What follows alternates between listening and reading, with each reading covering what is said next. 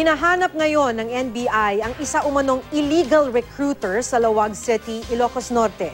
Ayon sa NBI, mahigit 1 milyong piso ang kanyang nakuha sa mga biktima na pinangakuan niya ng trabaho sa ibang bansa. Makibalita tayo kay Mark Masudog ng GMA Ilocos. Dumulog sa tanggapan ng National Bureau of Investigation sa Laoag City, Ilocos Norte si Betty. Hindi niya tunay na pangalan.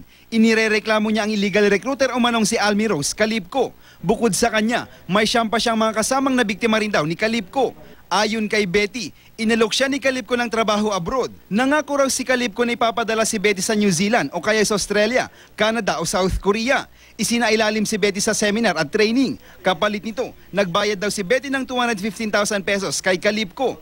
Pero nang magtungo si Betty sa Maynila para sa nakaschedule daw na pre-departure orientation seminar, hindi na nagpakita pa si Calipco. Atan ko na country to country, kas lang nag-isudat nagtatay up and then digitay job orders na ibingay-bingay iti kada agency. Ayon sa NBI, tinatayang nasa mahigit 1,100,000 piso ang nakuha ng suspect mula sa mga kanyang nabiktima. Dati daktulang kanti dati may sa kanya dati